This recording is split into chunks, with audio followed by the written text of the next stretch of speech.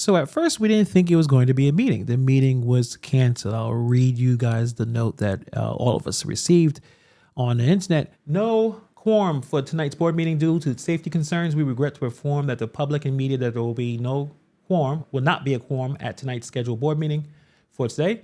The decision follows unresolved safety concerns that were raised at my birthday meeting, 9/24 meeting regarding the safety of the residents, staff, and officials. Despite numerous attempts to address these issues within the supervisor's office, we have yet to receive a response regarding the safety plan that is essential for ensuring a secure environment for all attendees. It is our priority to make informed decisions that prioritize the well-being of the community. We will announce a new date for the rescheduled meeting. Thank you for your understanding as we work to ensure the safety of everyone involved. Sincerely, Thornton Township trustees. And if you notice right here from the desk of Carlisle and Gonzalez, you do not see Tiffany Henyard's name there. So she did not decide to stop the meeting, but the supervisor decided to show up anyway to give out one of those ranting campaign speeches. And then this happens. Let's kind of recap what we just saw. So Tiffany Henyard got, at the end of the meeting, she got served. I'm a private investigator. I've got some books that says super mayor. Inside I have from the United States District Court, Northern District of Illinois, Tyrone Isom Jr. to you as both personal and in your role as mayor. Okay, thank you. Thank you much, you sir. Inside, for sure. I need that cook ready, huh? All right, I guess anything else? I get sued all the time. Y'all, stop it. What happened? Who remember that movie? I think it was a dance movie. I don't really watch dance movies or musicals. That's more of my chick, but she's been sued a lot. So that name was familiar, but I didn't remember too much. I'm typing this guy's name wrong. She got, I guess, the federal court. So Tyrone Isom Jr. sues Mayor Tiffany Henyard for misleading business denial. I'm guessing this is probably it. This is from May. Let's see exactly what happened here. So the plaintiffs allege that they were misled by defendants regarding the ability to open a barbershop at a property located at 1031 Sibley Boulevard in Dalton, Illinois. The plaintiff, Tyrone Isom Jr., purchased this property with the intention to expand his business footprint as a longtime barber in the south suburbs. Despite being informed by defendant Keith Freeman, goddamn, Keith Freeman, that he would receive his permits within weeks and could get his business license, Isom Jr.'s application for a business was denied orally without any written confirmation. This denial allegedly claimed after Carmen Carlisle, the executive assistant to Mayor Tiffany Henyard, informed Isom Jr. that the mayor did not want a barbershop at that location. That sounds illegal. That's probably not something you shouldn't be doing. The plaintiffs are seeking judgment against defendants for misleading them into investing in property under false pretenses. They argue that they have made significant financial investments into improving their property based on assurances from village officials that they will be able to operate their intended business there. I think there's a video based on that too. So he bought the property, thought it was all good. Henyard probably had other people that she probably wanted to have that property, then told him orally, don't bother. She doesn't want a barbershop. She wants probably another business with someone who probably has more money. I don't think that's good. She's been sued a lot of times. Hey, Tiffany, maybe you're doing something wrong if you're getting sued all the time. No?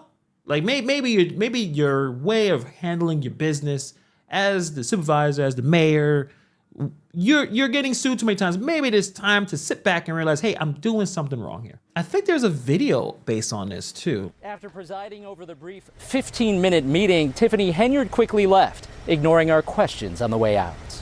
At the Thornton Township Board of Trustees meeting, some came to the defense of the embattled village leader. The type of attack that we're seeing strictly off of allegations is unheard of. Don't you notice it's the same people saying the same thing every meeting?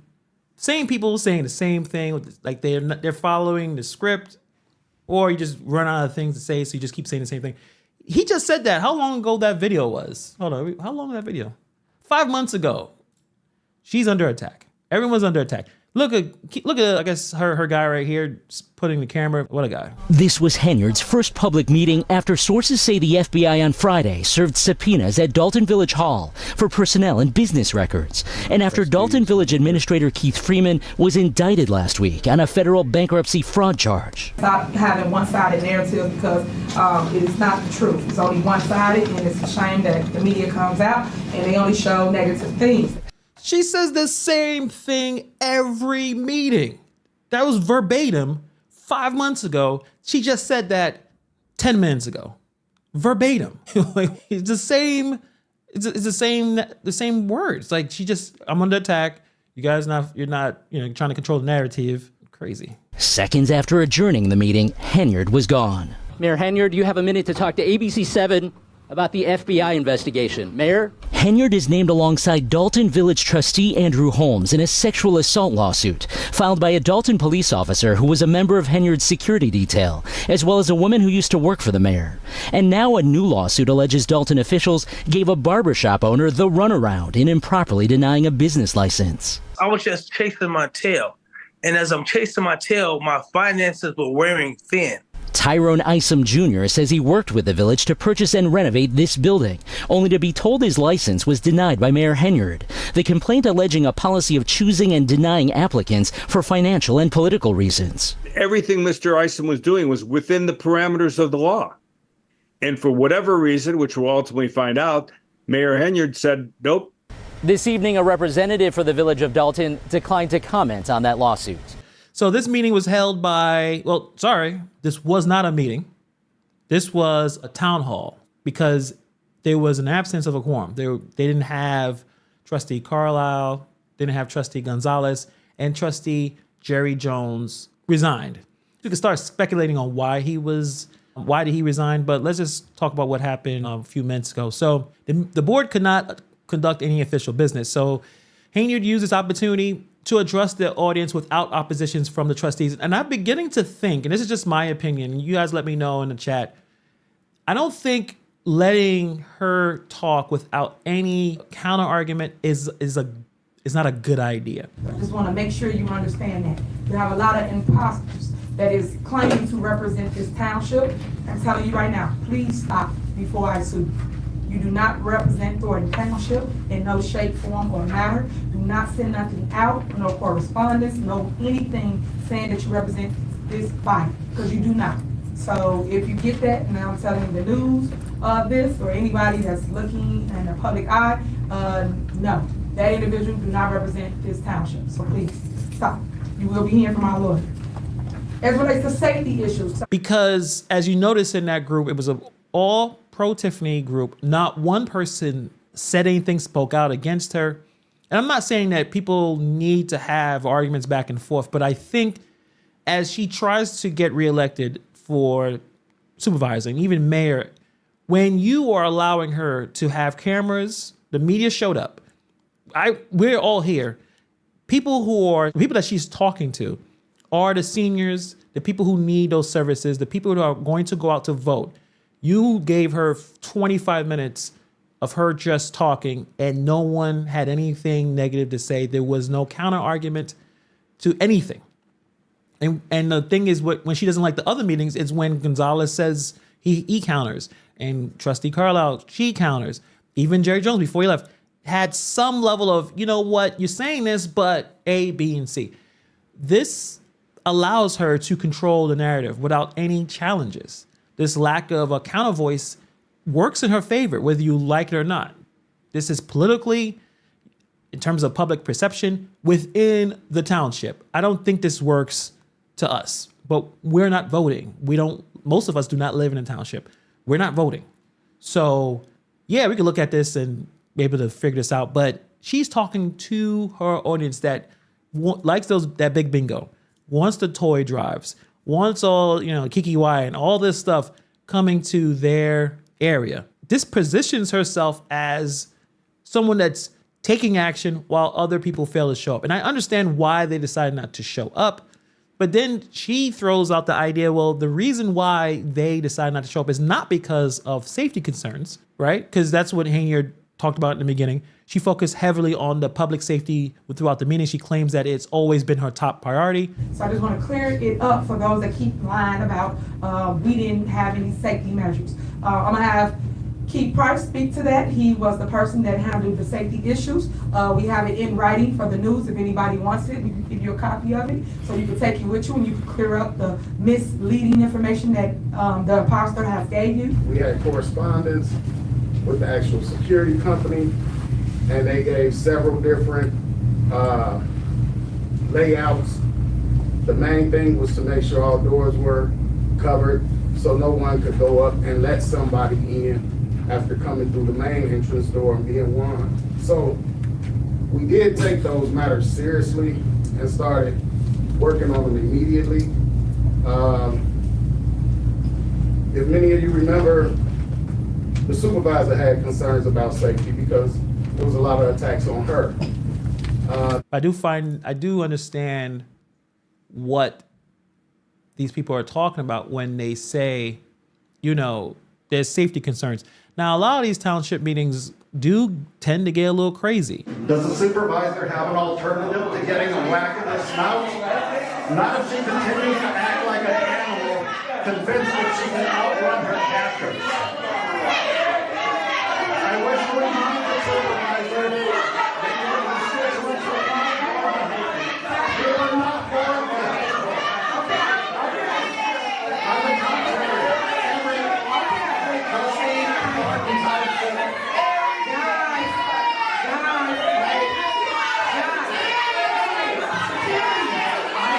So that probably isn't the best, most secure way to handle a meeting, especially when you have a lot of people out there. There's a lot of people who are upset, a lot of emotion.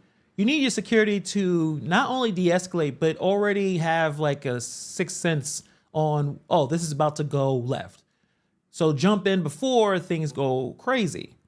Because when it gets like this, it is more difficult to stop a fight. I mean, we all have been through arguments and fights and stuff like that. You all been through situations where you're hanging out either at work or you're hanging out doing something and you know something's about to happen. So the best way is to kind of stop it before it gets to that point.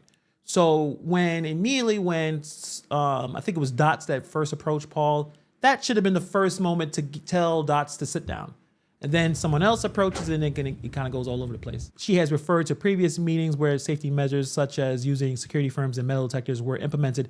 The problem is that last meeting I showed you guys earlier before we started the town hall with Henyard, that was a really ugly scene when Paul Roberts was talking to, and he had the floor, and her supporters crowded him.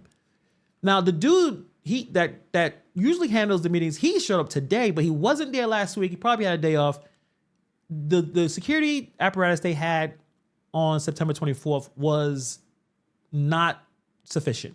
That could have went very ugly. And if it went physical, I don't think the people they had there to secure the building would have been able to de-escalate the situation. They couldn't figure it out. I mean, that one dude with the sunglasses, I forgot his name. Anybody remember his name? He was not effective. I'm not going to speculate if he was on something. At least he should have took some of the Adderall that some people are claiming that, or some people are taking. He had no energy. He just looked confused, and that could have went really ugly. So despite these claims, her discussion on safety just appears inconsistent. She allowed people to scream and yell and heckle Carlisle in the last meeting. She didn't stop it. She smiled and thought it was funny. So there's been a chaotic nature of these previous meetings for the longest. So safety is a significant concern. For her to say that is not, it just seems disingenuous. So in addition to safety, Henyard discussed the financial state of the township. She highlighted that when she took over, the township was in a $4.2 million deficit.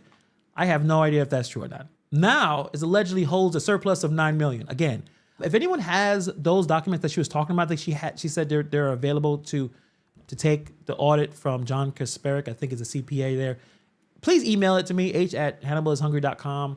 Or if there's a website, let me know if there was a true audit and we can see the finances, because I don't know. She's claiming these things, but I have no proof of them at all.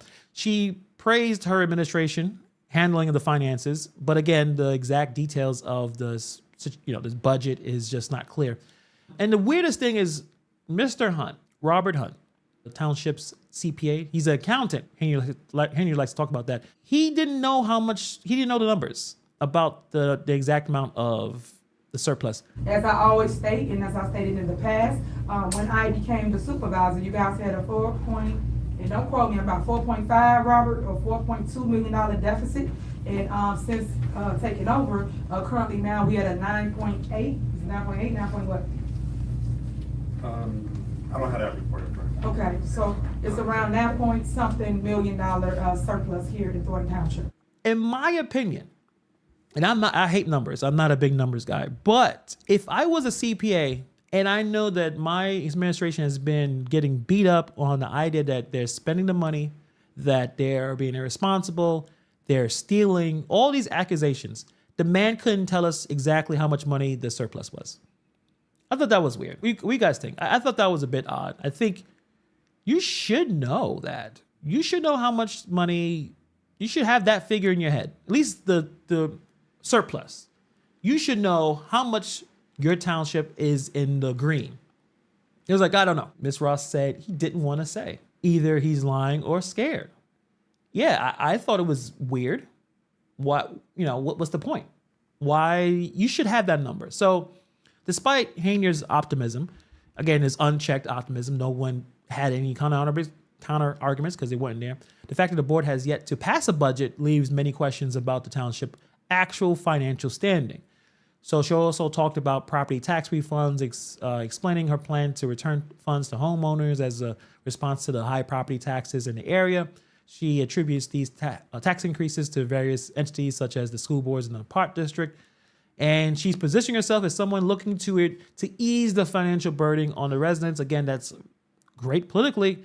People who get money tend to vote for the person who gave them the money, whether you guys like that or not. Throughout the meeting, Henyard just portrayed herself, again, as the victim of attacks, misinformation campaigns, suggesting that her leadership is under fire because she's the first female supervisor of the township. She's the first female black mayor of the town, Dalton. I'm sorry, I'm losing it here. But she's the first, and this is why everyone is going after her. She references the smear campaigns and urged the audience not to believe everything they hear. She wants people to focus that she has always presented the facts and the truth. I've always stood in my truth. I've always stated the facts. And I always tell you, get the facts.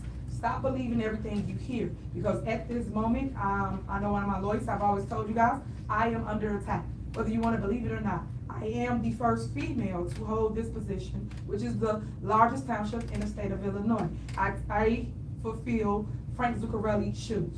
Frank had the position, I think, 29, 30 years, and I came right after that. So what they say, the first gets the worst, and that's what's going on currently right now. But guess what? This first is a fighter, and I'm gonna continue to fight. I'm gonna continue to show you guys the truth, but I just need you to stand with me and stay focused to the truth, not the negativity that goes on in our community currently now. At the end of the day, I will prevail. She was talking about maybe having a YouTuber, I guess she gives the story to them. You're competing with the YouTubers because they telling one side story, you telling one side story, but the residents are the one that's lost in the sauce. So please work on that. My job is to have a rapport with the media, not sit here and constantly get attacked by the media. I wish they would see the other side, but if they won't, guess what? I'm gonna just get one of them YouTubers, one of them ones that got some following, and I'm gonna give them the story. But someone in the comments, they said, they had a really good point. Roland Martin is considered, he's a YouTuber, right? He's a media personality. You went to that show and you lied. You said you did not, you had no idea, you were not ahead of the Tiffany Cares charity. That was not true.